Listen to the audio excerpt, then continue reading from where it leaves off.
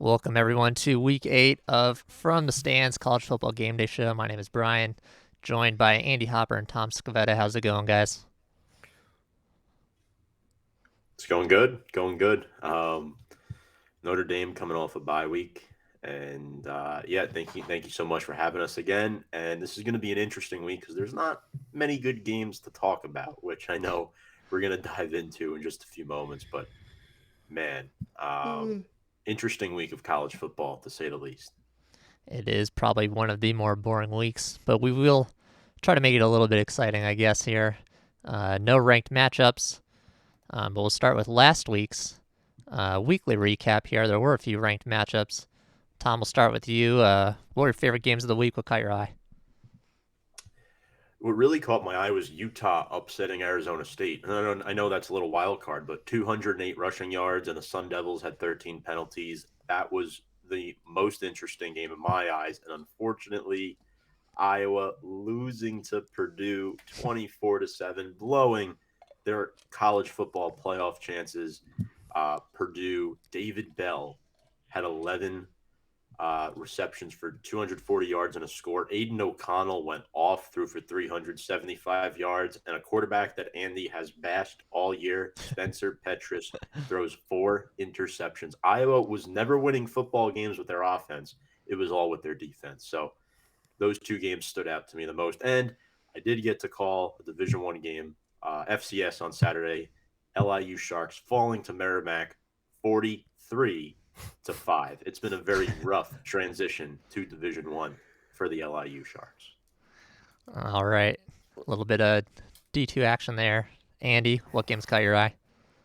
I will give a shout out to Tom. I tuned into his radio call, which was incredible. The first play I tuned into was an LIU blocked extra point where they ran it back and got 2 of those 5 points. I was like, okay, here we go. Maybe this is the good juju we need. But unfortunately, it was Merrimack's day. Thanks, Andy. But shout out to you, Tom, for that call. So really, what caught my eye here, going to go a little bit off the beaten path. UL Monroe 31, Liberty 28. Malik Willis, a quarterback Tom hasn't been sold on this year, throws for 3 interceptions, and they get upset. Liberty they get upset. They were 32-point favorites coming into this game, and they not only lose, or the Warhawks not only cover, but they win outright. Incredible win for them. Rogers, 225, 2 touchdowns. Henry, 80 yards on the ground and a score for him.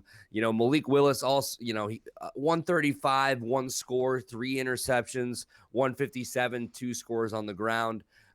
Just not his day, and a really, really bad loss for this Liberty team on the road. But shout out to UL Monroe. You do not see 32-point underdogs winning outright very often. And I'm a guy that I have to shout out, who I can only assume watched our report card segment from last night, is Ty Davis, or last week, is Ty Davis Price, the LSU running back. 36 carries for 287 yards and 3 touchdowns in LSU's upset win over number 20 Florida. Coming into the game, guys, on the season, he had 67 carries for 287 yards. He matches it in this one game on 36 carries, goes for an LSU record 287. So shout out to you. Hat tip. I got my headphones on. I can't really do it. To Ty Davis Price. Definitely listen to the show. I definitely what is his motivation there. And then, of course, the last game I want to mention, since Tom mentioned Purdue, Iowa. You mentioned David Bell. He absolutely fucking owns the Hawkeyes. I think 2 years ago he had 170. Last year he had 190, and then this year like 210. Absolutely lives in the Hawkeyes' heads, rent free. You hate to see the number 2 Hawkeyes go down, but you guys will always have that week. You'll always have that week of number 2 and pretending that your quarterback wasn't fucking shit. All right, last game is Georgia, Kentucky. Georgia gets it done again. Really, all I wanted to say is I love Mark Stoops. He takes a timeout with 3 seconds left, down 23 points, just so he can score a touchdown and cover the spread. As somebody that had Kentucky plus 21.5, Mark, I thank you. Georgia proves once again that they are the best team in the country with a 30-13 victory. I don't see them losing this season, guys. Yeah, that'll be tough. Notably, after that Georgia game, obviously I tuned into that one as well with that big win. They get a flip, 5-star. Mikael Williams was committed to the University of Southern California, but he is no longer. He's flipped to Georgia. He'd seen enough. He went to the game. He's like, those are my dogs. He is, I believe, a hometown, or at least close to Athens in the state of Georgia. So, that makes sense. There's probably a flip that might have happened anyways. But yeah, got to give a shout out. Andy, how could you forget? You've been hyping them. The UTSA Roadrunners now in the rankings for the first time in school history, number 24. Listen, you act like I forget, but or you're forgetting that they're on our shots and chasers later. That's when I was going to hype it up. But I think the whole college football world watched our report card segment. So Yeah. I got calling for UTSA to be ranked. Ty Davis Price calling him out for being shit. And then, the whole Coach O thing, pretty much saying that was over. We're going to get into that here in our next segment or in a little bit, I think. And, what else? Georgia's defense just being insane. So, yeah. You got to take a lot of things I say with a grain of salt or a little bit of skepticism. I mean, pretty much anybody who's ever heard me talk knows that I'm full of shit. So it feels good when I'm right about things sometimes, guys. Yeah. One last point, Brian. Yep. Tight ends. I'm a tight end guy. Brock Bowers. No, you love him. two TDs, 2 tutties. Yep. As a freshman, that's insane. Over 100 yards, 2 TDs. And he's, like you said, true freshman. Gotta be. Do they do all freshman teams? Like awards at the end of the season? Like all rookie teams. Okay, yeah. I mean, he's got to be. He's got to be in the mix, I think. Is Mayer? Mayer's not a true freshman, is he? Mayer's a soph. Okay, yeah. So there you go. Brock Bowers providing a little bit of tight end action for Tom. And then the last one I wanted to note for the pick'em last week, I went against the grain with Utah. I told you they don't like those Mormons in thin air over there. It's a tough place to play. Utah taking the win. With that recap finished, we'll move into our first segment of the week. We're going to do a little eye test. Committee's first rankings are coming up. They love to talk about the eye test, so we're going to do one of our own. There is our chart. Little eye test there for you. We'll start at the bottom. At number 18, we have NC State, ranked second of ACC teams right now. Got 1 loss, but they still have a shot to win the ACC here. Not talked about very much because Wake Forest does have that number 1 ACC spot right now and is undefeated. Tom, what do you think of this NC State team? I think they're looking at a New Year's Six bowl. They're 5-1 right now, 2-0 in the ACC. That's all great, and they've won 4 in a row. And I love their QB Devin Leary, 15 TDs on the season. He's looked rock solid, but that loss to Mississippi State is going to hurt them. They're not making the college football playoff. I mean, they're ranked 18th, and they're probably still going to lose at least one more game. So I think a New Year's Six bowl is probably where they're landing right now. Yeah, it's an interesting call for them because, again, they do have that loss, but it's out of conference, so that doesn't hurt them in the ACC. And I think, to me at least, one of the more notable things here is ranking-wise, they're only 2 spots behind Wake Forest with a loss. Wake Forest is undefeated, so depending on how things play out here, they don't play Wake Forest. Oh, sorry, they do. They don't play Wake Forest for a few weeks here. It's at Wake Forest. They're going to jump pretty high if they win that game. On the road at ranked Wake. Obviously, we'll have to see how things sort out up until then ranking-wise. But, Wake Forest could be up to, let's say number 12 by then. They pull off a big road win. That'll push them up the rankings. And I agree. you said a few weeks ago that Wake Forest was the team that could show out for the ACC here, but NC State is no slouch. If they get that win on the road in a few weeks, I agree. I think New York Six Bowl is definitely in the cards for NC State here. Andy?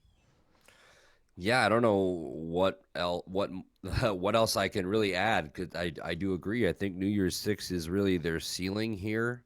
If you look at their schedule, they got Miami this weekend. That is on the road to Miami. They host Louisville. They go to Tallahassee to play Florida State. They do have to go to Wake Forest. They host Syracuse, which I think could actually be a sneaky letdown game for them coming off, depending on the result of that Wake Forest game. Syracuse has been playing teams in the ACC really tough. I really like Garrett Schrader at quarterback for them. And then they end the year with that rivalry with UNC, which is always close. So, I mean, they have to keep winning here. But I think there is a scenario where they could lose 3 games at the end of the season here. So I think that's a very hot take. They're a very good team. Obviously, you look at their resume. Tom mentioned the loss to Mississippi State. This is a team that took down Clemson. They beat a decent Louisiana Tech team. I know when you hear Louisiana Tech, that doesn't strike fear in you, but they're not a bad football team this year.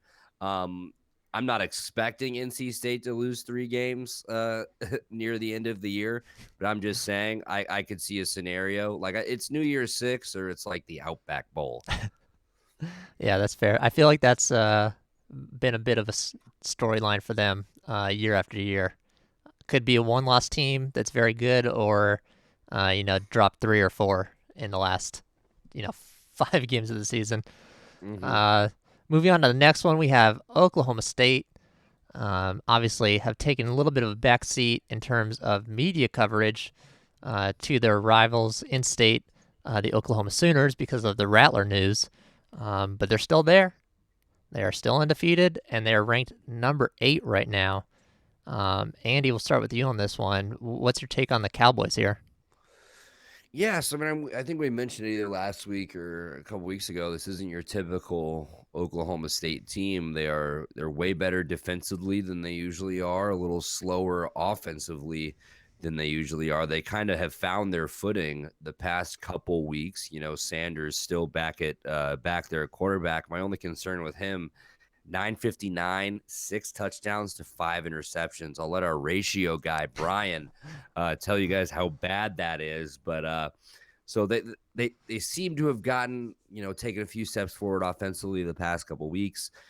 Defensively, they're still rock solid. If you look at what they have the rest of the way, obviously this weekend, that big matchup with Iowa State favored by a touchdown. It is in Ames, so I think that probably has something to do with it. But I mean, this is the number 8 team in the country. So let's say they get past Iowa State. They have Kansas at home. That's a lock. West Virginia, they have to go to West Virginia, who's been playing decent football, but not the best. TCU just gave Oklahoma a pretty decent game. Max Duggan. I don't know if anybody else watched that game, but like they talked about how like tough and like toughness Max Duggan was showing on literally like every play. If you were taking a drink every time they said it, you would be blackout by the third quarter. Second to last week of the year, they got to go to Texas Tech, and then obviously Bedlam at the end of the year. There's a scenario where Oklahoma State and Oklahoma enter Bedlam both undefeated, and if that is the case and Oklahoma State somehow gets past Oklahoma, they're in the playoff. Their ceiling playoff, I think low point is New Year's Six Bowl. Yeah, they're just such a weird team. It's like it's hard to track whether this team is good or not.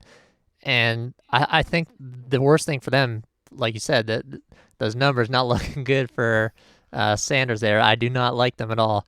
But the backup, Shane Illingsworth, isn't much better, 55% completion percentage. So it's not even a scenario where you can pull in Oklahoma and replace him with a guy who's got potential. I mean, maybe we just haven't seen enough of him. He's only thrown the ball 40 times for him, but I mean, it's not that great. I don't know if at this point, if you can trust, making that switch. Sanders he's been getting the job done, but it's, once you crack that top 10 and you know you've got a shot, I mean, you got to take a good look at your team and get those pieces in place very quickly. And if I'm the Oklahoma State coaching staff, I just don't know. I mean, I would be pretty scared. Yeah, they go to this Ames game is probably going to be really difficult for them. Um, Iowa State is, kind of on and off each week. Both of these teams allowing under 100 rushing yards per game, so maybe that helps them against Brees Hall here. But he had a pretty good week last week. Guys, found his juju a little bit, so that ground game could be very important. Bedlam, like you said, is probably going to be that's probably going to be it. But I honestly can't make a call. Even with Caleb Williams looking better than Rattler, I can't make a call in that game. That's how confusing this Oklahoma State team is. I don't think they're going to get New Year's Six. Even though I said they probably will win Bedlam, but I think they probably lose the regular season matchup. Sorry, they win Bedlam and then lose in the conference championship game. So that might put them on the edge of New Year's Six. I'm not sure. I'm sure with tie-ins they might get one, but I'm not too hopeful. Tom, what are your thoughts? Well, when you look at Oklahoma State, you need to talk about the eye test. And what's the first thing you see? They've beaten 3 ranked teams in 3 straight weeks. Bad quarterback or not, their defense has been there. Their running game has been there. You have to consider them for the college football playoff, regardless of the quarterback play. Will they get there? Well, they have an opportunity. Now, they're playing Oklahoma, and that's their biggest test. If they win that game, they're soaring into the Big 12 title game, right? And they're undefeated. Can they win the Big 12 title game? That's the biggest question. Will they meet? It depends who they meet in that game. Will Oklahoma fall off? You mentioned the quarterback situation. What's going to happen with Caleb Williams? Is Spencer Rattler going to come back into the fold? Who the hell knows? Right now, I think New Year's Six is most likely for Oklahoma State. But to Brian's point, I would not be shocked if they crash and burn. Andy, on that note, you had a little bit of breaking news for us on Rattler earlier. Tell us a little bit about what you were seeing.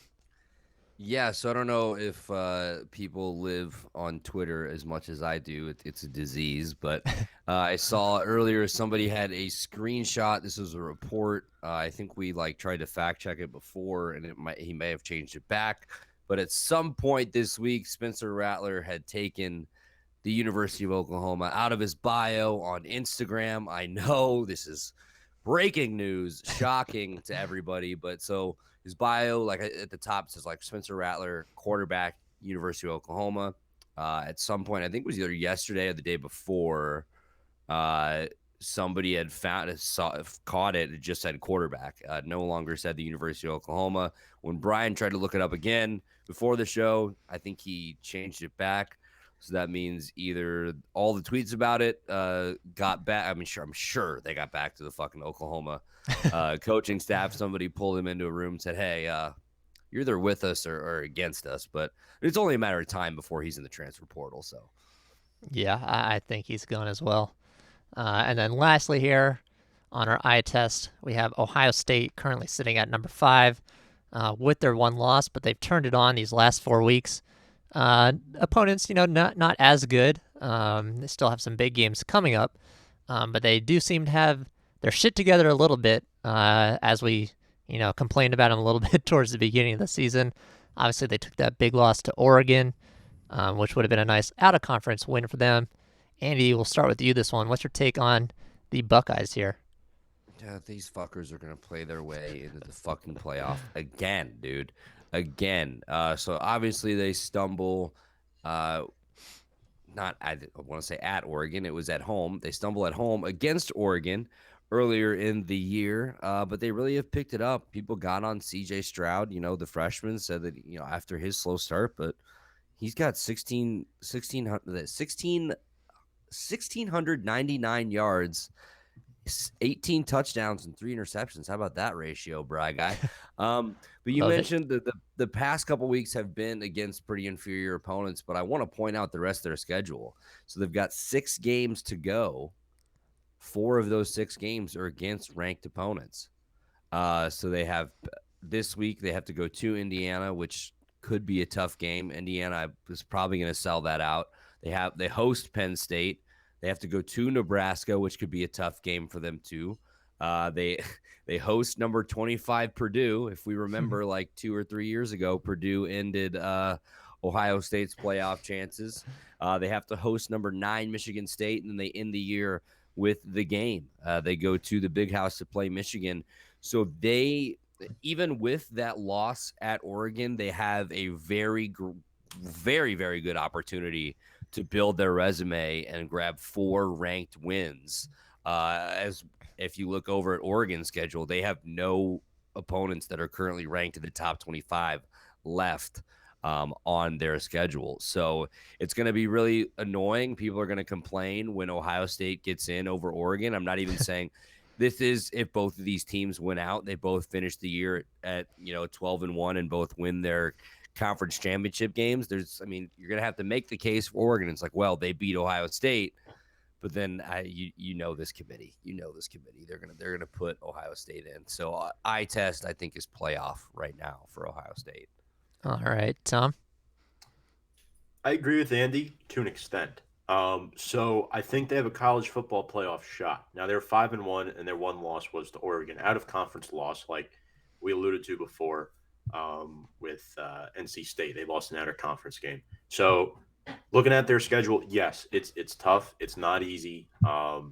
Michigan State and Michigan to wrap up the season. There's a good chance they may lose one of those games. Who knows? But they have Garrett Wilson. They have Chris Olave. They have CJ Stroud. There's too many weapons on this team for me to predict a loss for them right now. I think Michigan's going to fall off.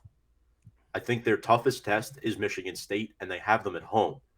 I'm not so impressed with Penn State right now. That game is probably still up in the air, but I think the ceiling is playoff, and obviously, worst case scenario, New Year's 6. But as of right now, Brian, you brought up a great point before.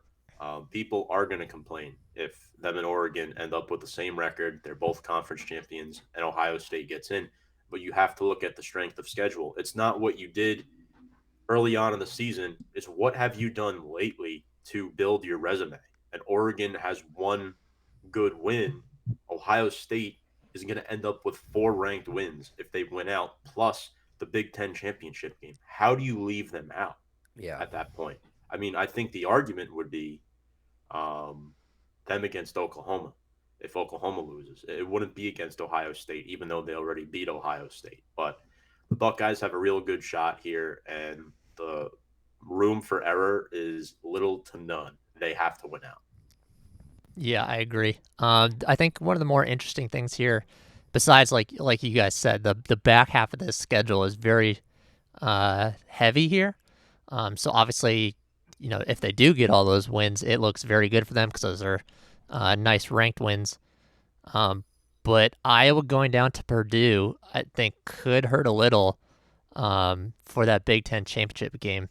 Iowa didn't fall too far, so that if they can build themselves back up, that'll be a nice, good ranked win. Obviously, winning the conference in itself will look good in the committee's eyes, but the next team up out of the West is Minnesota, who is unranked, I believe, right now at 4-2. They might drop another game as well. So if that conference championship game ends up being against an unranked team or a team that's ranked like 20 and will fall out of the rankings after they lose that Big Ten championship game, that might weigh a little bit in that comparison, like you said, Tom, to a team like Oklahoma, if that's who they're being weighed up against by the committee. And that can always hurt. A weapon that you didn't bring up, my man Travion Henderson, loved this kid. Almost top 25. He's currently 26th right now in rushing yards on only 70 carries. Almost everyone else ahead of him has over 120 carries. So he's delivering for them. And Wilson and Olave, like you said, great receivers for them. 7 and 6 touchdowns respectively for them, which puts both of them in the top 20 in the nation. So a ton of weapons there for CJ Stroud. Just a great time for them to start getting things clicking. As they come into these games that are going to be, pretty difficult for them, not including Nebraska. That'll wrap up the eye test, though. We'll do a quick social media shout out. If you have not already, subscribe down below. You can see the button. I know you see it. Follow on Twitter at FromTheStandsUS. And if you want to follow Andy and Tom's stuff, down below in the description, you'll see all their links. Tom, is that merch still available? Yep, it's still available till Monday. Make sure you grab some. Appreciate everybody who supported thus far. And yeah, it's our campaign. We'll probably bring it back at some point, but for now, you have until Monday. Coffee mugs, T-shirts, long sleeve shirts, sweatshirts. Yeah, we have the whole 9 yards, and we appreciate everybody who supported thus far. And yeah, just looking forward to seeing everybody wearing their apparel. So we'll have some good giveaways in the future. There you go. Merch link also down in the description below with all their links to their shows. And we'll move on now to our next segment. A little bit of hot seat action. This is hot seats. Some nice little flames there on the graphic.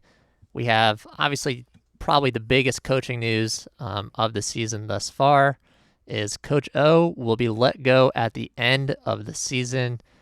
Some on the field and off the field things going on for him, and LSU decided that it is time to go.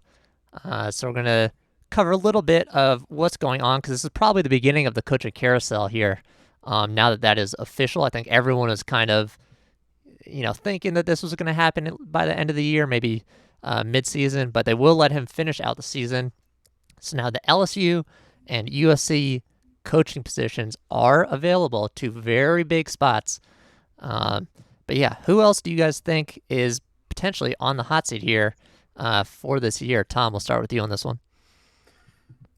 I think Big Dino up in Syracuse has to be on the hot seat. 3-4 on the year, 0-3 in the ACC, a down year for the ACC. He's only had one season above 500 since taking over in 2016. He's had more than enough time to prove his worth as their head coach.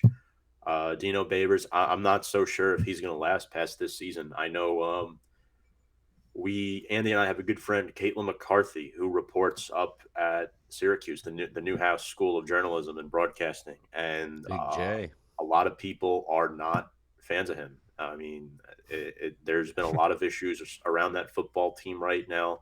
I think he's gone.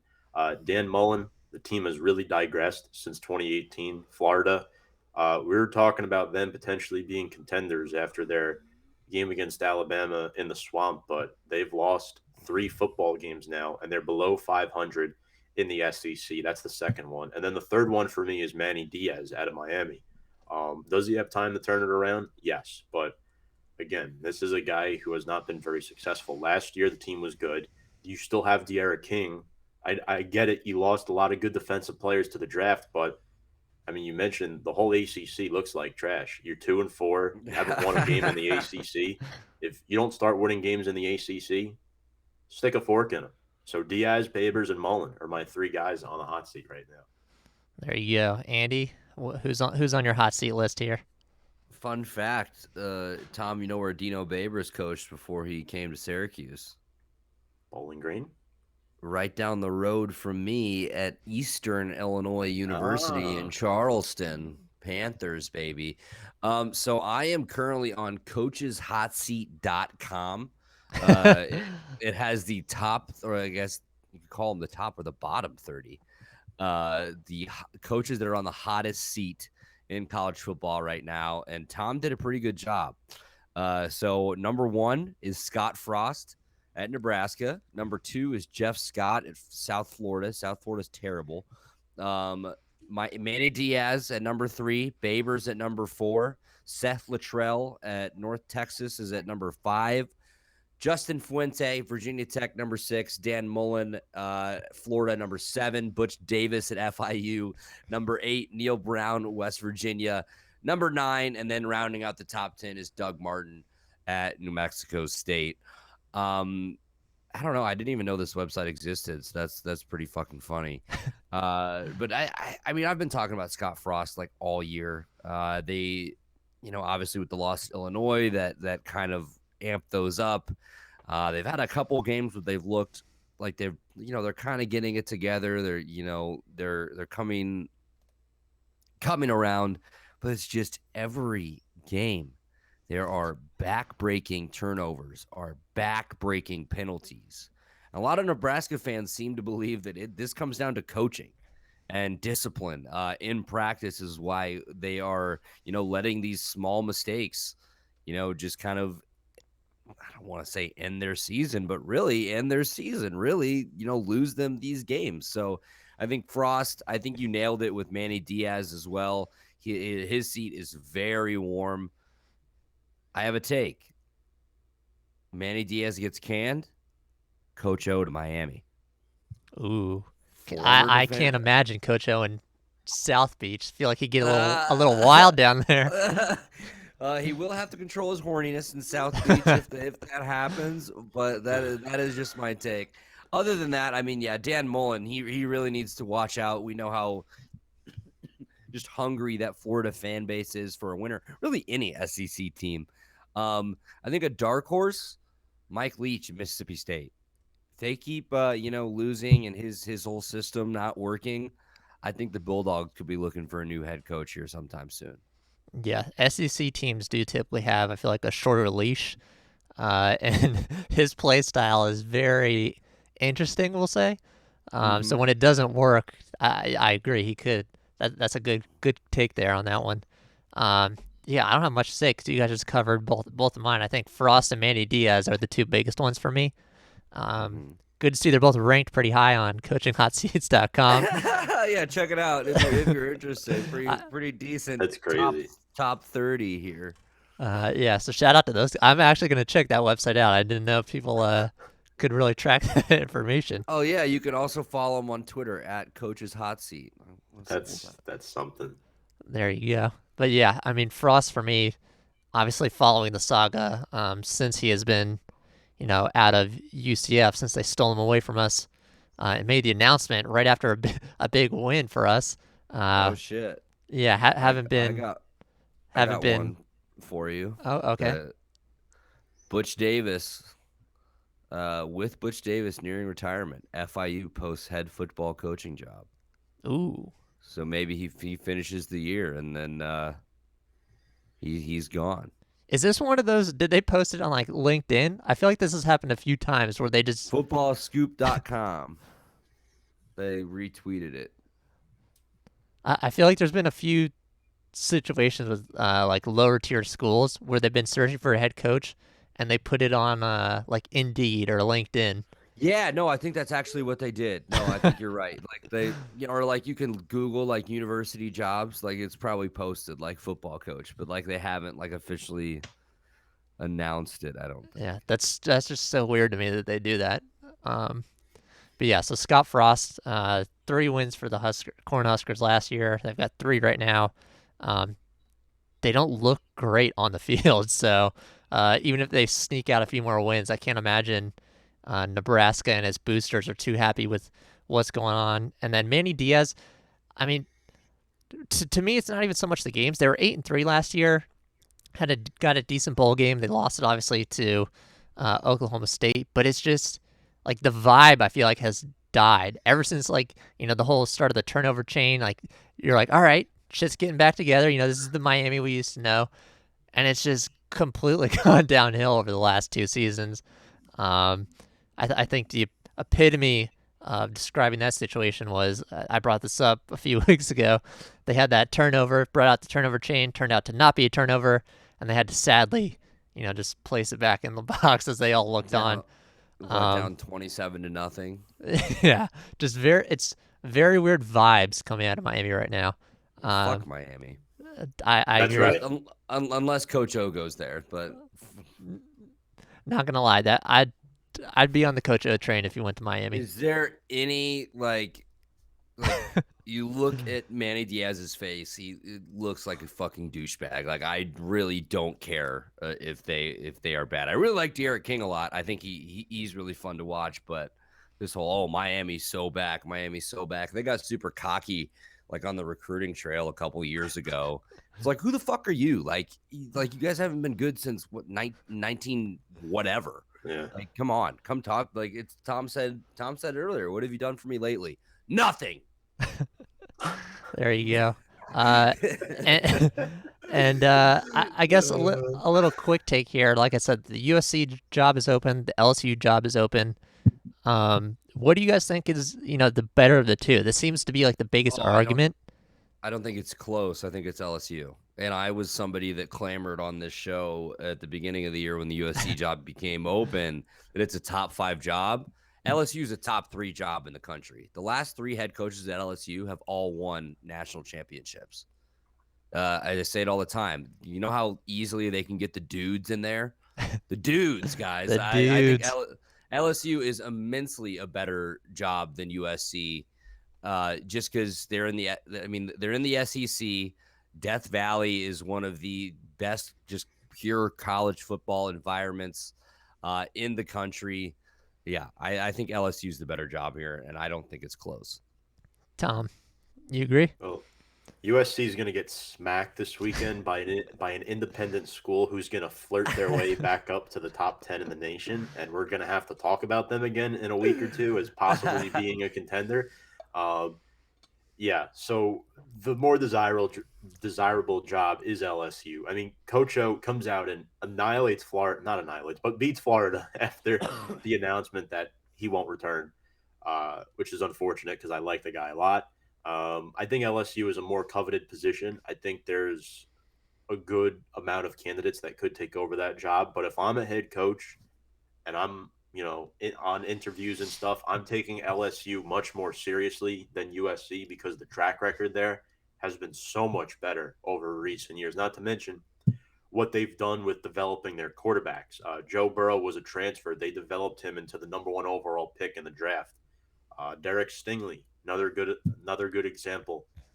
Devin White, right? So these guys have gone on to become great NFL players, and I really like the system they have there. So LSU for me. Yeah, agree. It's a sweep. I think LSU is the better job. Probably going to come with more money as well, which is always nice. But yeah, as in terms of like football support, I feel like pretty much any school in like the state of California, the football support is going down, whereas in the SEC, you're always going to have it.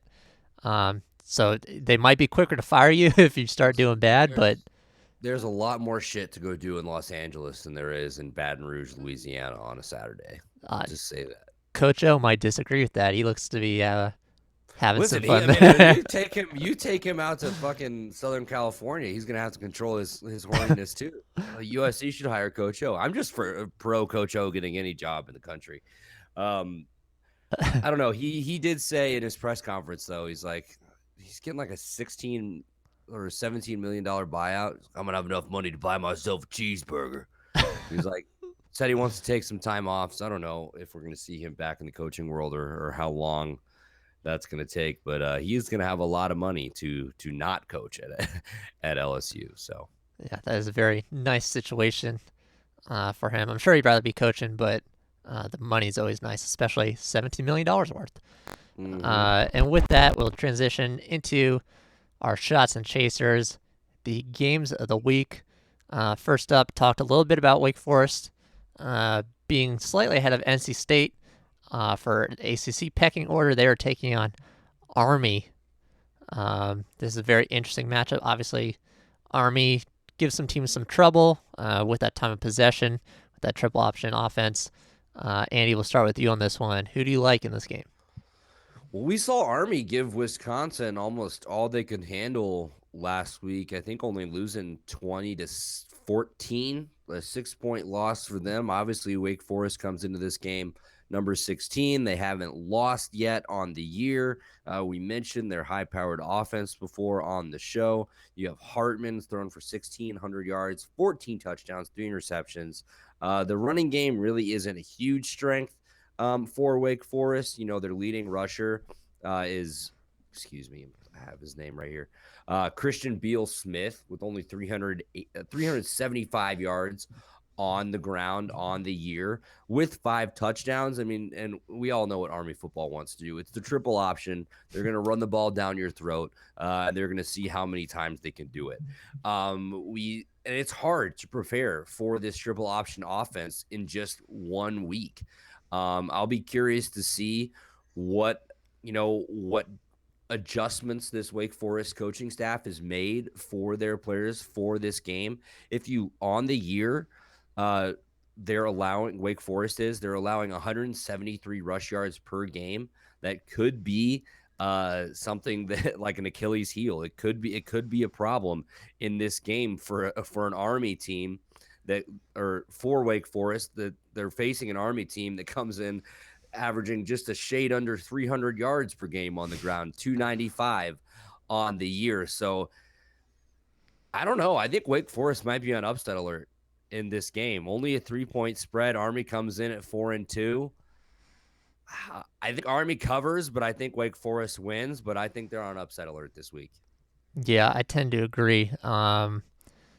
Even to this moment, I'm still not sure. It's always weird picking Army. I know, but it's un-American not to. So yeah, that might you always get something in there that'll change my mind last second. That might have been it there.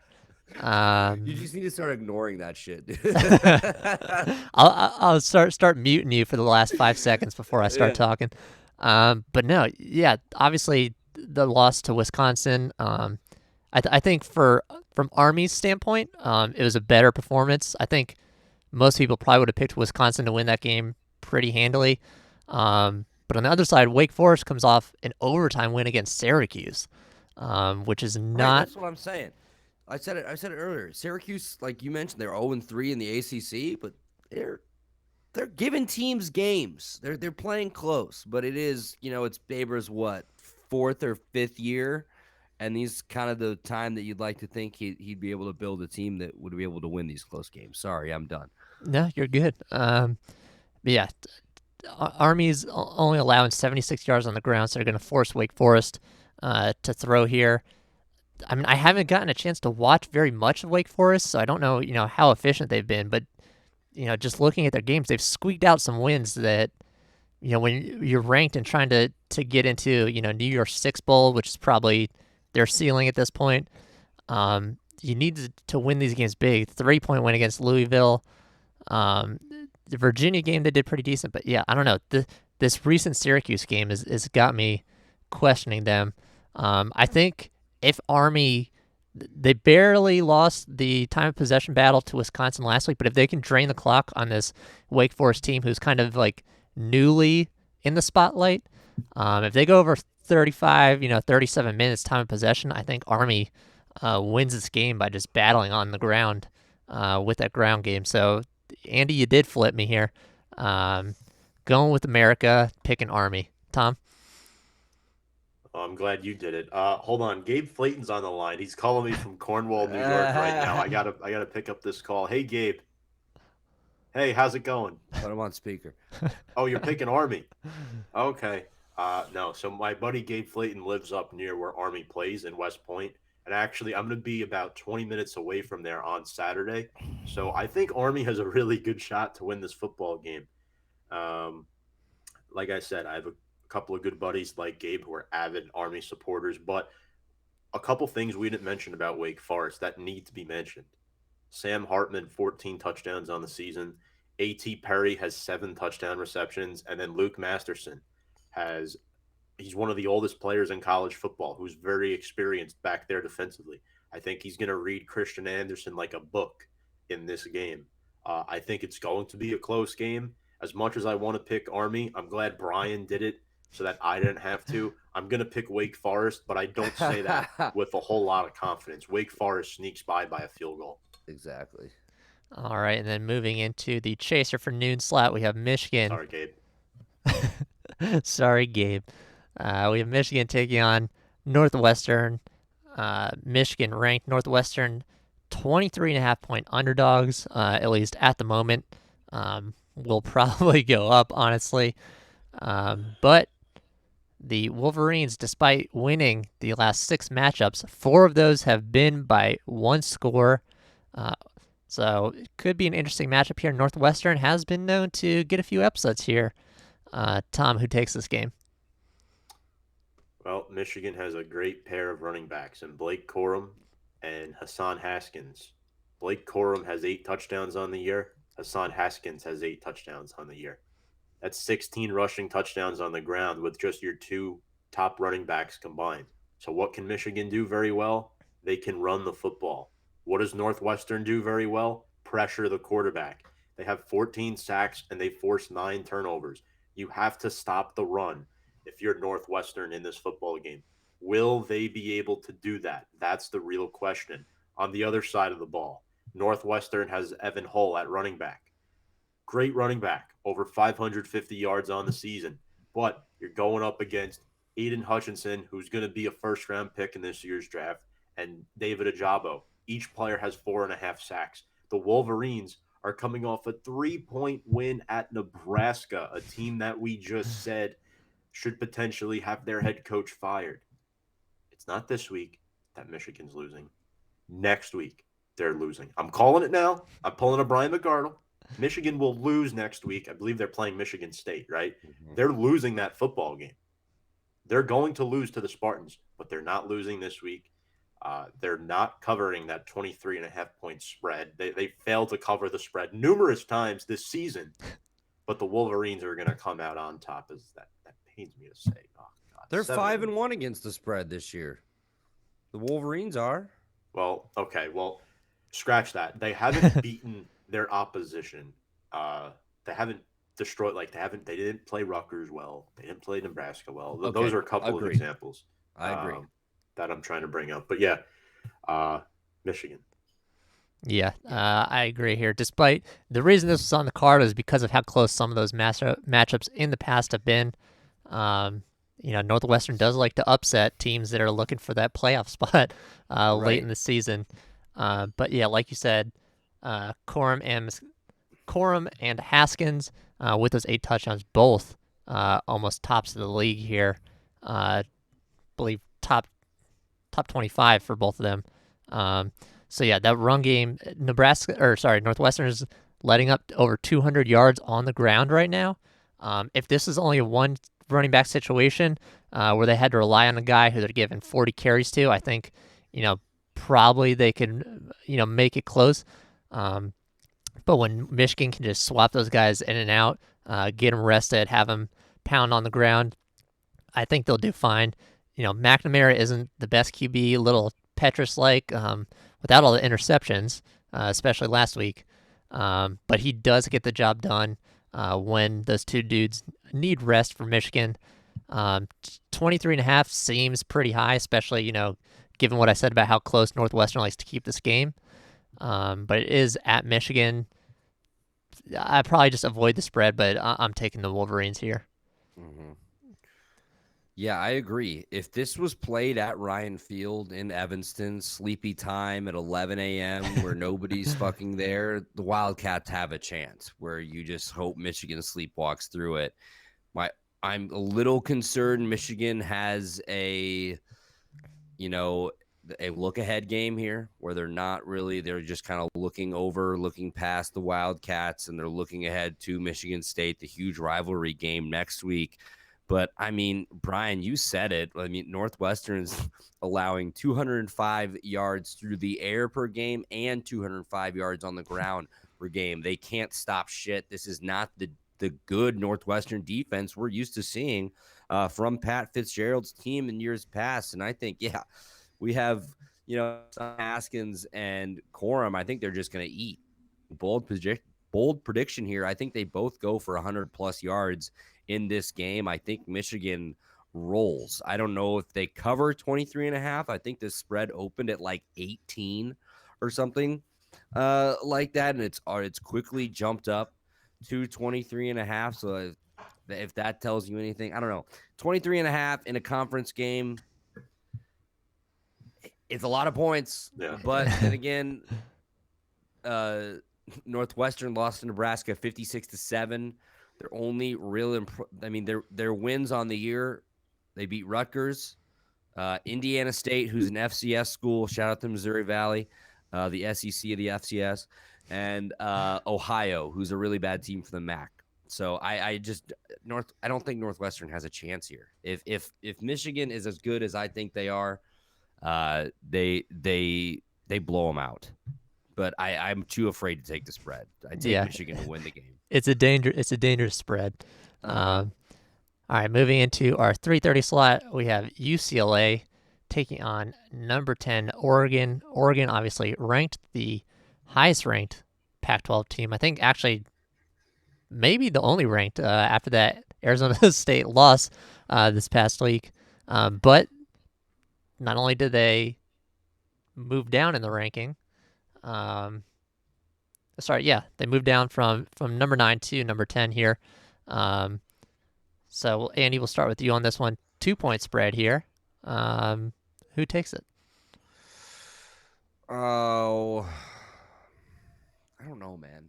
Oregon, they are, a team that I like to root for. I've mentioned on this show, they're my younger brother's favorite team.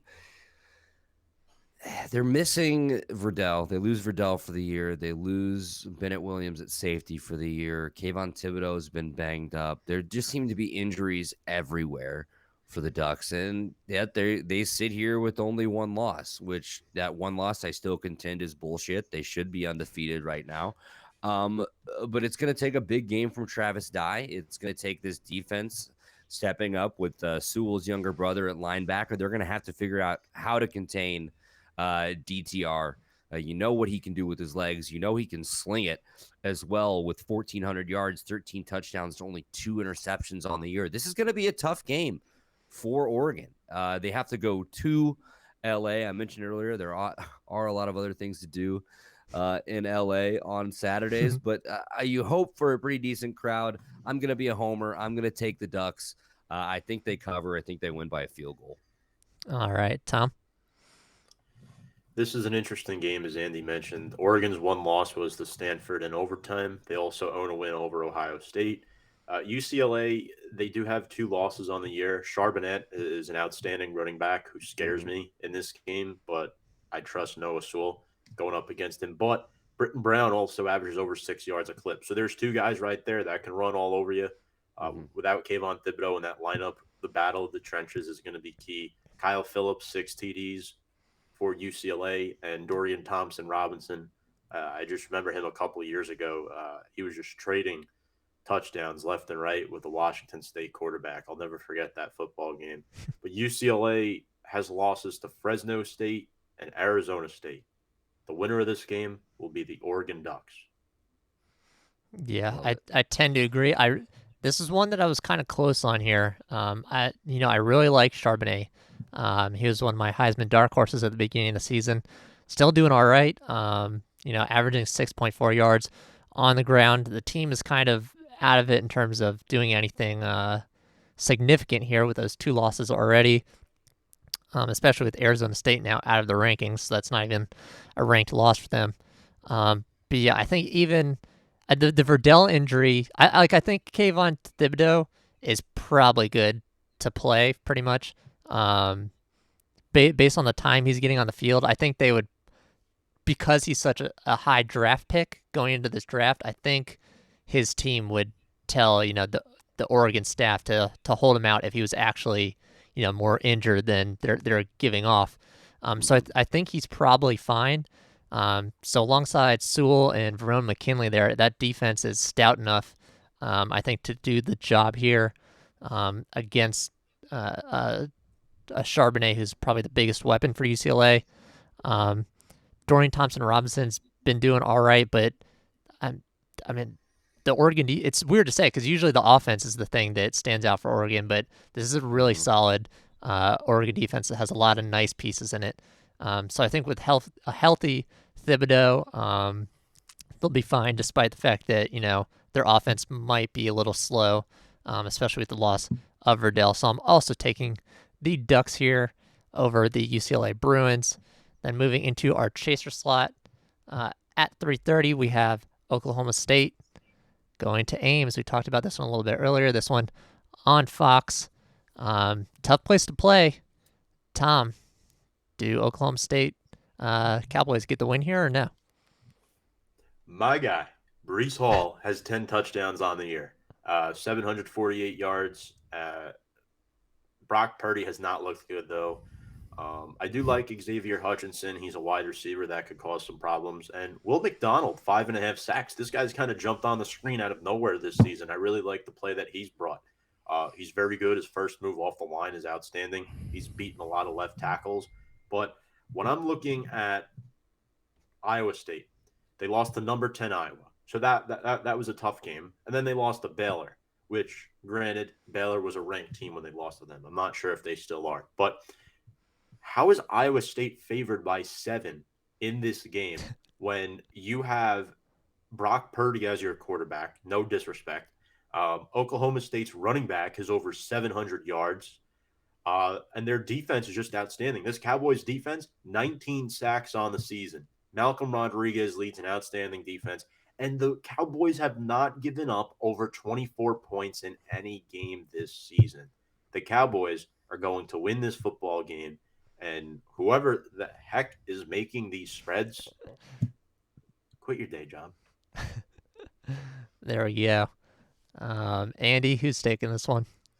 Tom took the words right out of my mouth about this Oklahoma State defense. No more than 24 points allowed all year. The Iowa State defense, they're not really slouches themselves. They're only allowing 16 points a game to their opponents. I mean, their 2 losses are to Iowa, a team that we've talked about, a team that got up to as high as number 2, a very good football team, and a Baylor team that's looked very good this year. Again, I don't understand the spread either, Tom. I don't know how it's 7 points. I could see Iowa State being favored in the game just because it's a home conference game. But yeah, 7 seems like too many. Hammer Oklahoma State spread. I think the Cyclones win the game, though. Breece Hall is getting hot, Tom. He's your guy. 190 yards on the ground last game against Kansas State. They're going to try to feed him the rock. Like you said, 10 total touchdowns. Feed him the rock and just hope he finds pay dirt. Also, Brock Purdy, ever heard of a little something called Brocktober, Tom? I think Brock Purdy, for his career, only has like 2 or 3 losses in the month of October at Iowa State. They just put up insane numbers. I don't know the exact record, so I don't want to put that out there and have misinformation coming out of my mouth, as if that's ever been a problem for me before. But I'm taking Iowa State to win the game in a close one, in a close defensive battle. I'm going to take Oklahoma State to cover the spread, though. Yeah, definitely, interesting because both defense have been doing so well here. You guys talked up the Oklahoma State defense, but Iowa State is 12th in the nation in points against. So they have been picking up the slack here for, an offense that should have been the star of the show here for the Cyclones. Yeah, I'm going also with the upset here and taking Iowa State, despite this very weird spread that Vegas has thrown on the table. I'm not sure why it's -7. I don't think Ames, the game being in Ames, gives you that much more of you gotta sniff that out. It's a rat line. Yeah. Don't take the cheese. You don't take the cheese. You sniff that out. No cheese here. But yeah, I think I'm more so just mad. This is another one of those games. This happened a few weeks ago where you see it and you're like, oh, this is an upset alert. And then you look at the spread and you're like, wait, why are they favored? Because I would have preferred to have the points here. Yeah, I would have loved plus money on this, Las Vegas. Jesus Christ. Yeah, so that's a disappointment. So not gonna bet that. Staying away. But yeah, I like the upset here. I do think Ames is really difficult, and like you said, 197 yards last week for Breece Hall. So solid game for him to improve on. And like I said, Oklahoma State has just been a weird team to get a read on. So my read is that they get upset this week. Then moving into the 7:30 slot, we have our first game is hate week. We got Alabama taking on those low down, dirty snitches, the Tennessee Volunteers, who littered the field with projectiles, rained down on Lane Kiffin and the Ole Miss team last week. But this game, not going to happen because the game is at Bryant-Denny, so no French's Mustard's going to hit the field. I think probably going to have a sweep here on who we think, but Andy, we'll start with you. Who's taking this game? Yeah, it's all about Bama. It's all about Bama. I mean, Tennessee doesn't have a chance. I think in solidarity with the Tennessee Volunteers fans, the Crimson Tide faithful need to just shower the field with trash after the game. So Bryce Young on the year, I mean, we talk about him every week, guys, but I mean, 24 touchdowns to 3 interceptions. He's over 2,000 yards on the year. On the other side of the ball, though, for Tennessee, Hendon Hooker has not been that bad. 1,296 yards, 14 touchdowns, and 1 interception. I mean, taking over that job from Joe Mixon earlier in the year. I just don't see Tennessee having a chance here. Their defense gives up too many points. We saw it last week. Alabama's a lock for, I think, at least 40 points this week. And I just don't think it's close. Yeah, There's not much else I can say. this is purely a hate week special here.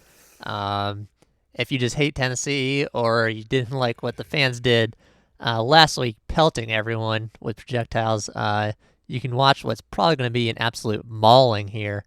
I mean, it's kind of interesting because as much as I didn't like Heupel at the end of his tenure here at UCF, he's got their offense going pretty well at Tennessee. They're averaging 473 yards offense, which is a ton. I know over the past years that Burrow LSU offense was doing that, that high amount of volume in offensive production. Alabama's pretty much doing it this year, not quite at 500, but 482. So for another SEC team, especially like Tennessee, to have their offense rolling that well is pretty interesting to see, but I don't think it's going to help them here against Alabama. Maybe they put up like 21 points instead of 15, 16 that they might have in typical situations here with that extra offense. But like I said, this is probably going to be an absolute mauling, and I'm sure Lane will be at home with his popcorn, have a little bit of that French's mustard for a hot dog, and he'll be enjoying watching Tennessee get beaten into the ground by the Crimson Tide. Tom? I love that French's mustard joke a lot. The Vols have a decent defense. They lost 31-26 last week to Ole Miss. Jeremy Banks is a good player for them, but going over to Bama, the fourth best offense in the nation, led by Bryce Young, who has 24 touchdowns. Brian Robinson, look, he's no Najee Harris, but he's young. He has 8 TDs on the season. I love Jamison Williams talking about coming like a transfer player. Uh, Outstanding this season, 6 touchdowns and almost 600 receiving yards, and he's only caught 29 balls. So he is making defenders miss after the catch. His yards after the catch is very alerting for opposing defenses, concerning, I should say. And then John Mechie, you still have John Mechie, and then defensively, you look at Will Anderson, who has 7 sacks from the linebacker position. He's going to be the next best Bama linebacker to enter the NFL. So Bama's going to win this football game, and you want to take the points as well. There we go. An obvious sweep, I think, there for Alabama. And Tom telling you, take the points. You can never go wrong betting against Alabama and the spread, especially with their new offense of the last couple of years. And another special, like we said, the games aren't that great this week. No ranked matchups. But we're going to throw a little bit of respect here to UTSA, the Roadrunners, ranked for the first time in school history. Our man Andy Hopper has been hyping them up over the last couple of weeks. They win again. We're going to give them the spotlight, despite the fact that they only take on a lowly 2-4 Louisiana Tech. Andy, obviously, we're going to have to start with you on this one. You like my UTSA Roadrunners that I've been talking about. School record, 7 wins in a row. They've won 10 of their last 11 games dating back to last year. Jeff Traylor, the head coach, is now 14-5 in his first 19 games as the head coach of the UTSA Roadrunners. They're coming off a 45-0 shutout of Rice on the last Saturday night. Season high, 27,515 fans at the Alamo Dome in San Antonio to watch the Roadrunners. Shout out to them. It's just good to see these smaller programs build up some fans. Frank Harris, I've been talking about him all year. I love him at quarterback. He's just a senior. He makes the right plays, doesn't make a lot of mistakes. He was 12 for 19 for 125, 2 touchdowns, 47 yards on the ground as well last year. Those numbers don't jump out at you, but when you've got a back like Sincere McCormick that you can just hand the ball off, posting his 5th 100-yard rushing game of the year, you just don't have to make those plays. Obviously, he has, Cephas on the outside as well, who's having a great year. They come into this game 6.5-point favorites. They're going to Ruston to play Louisiana Tech.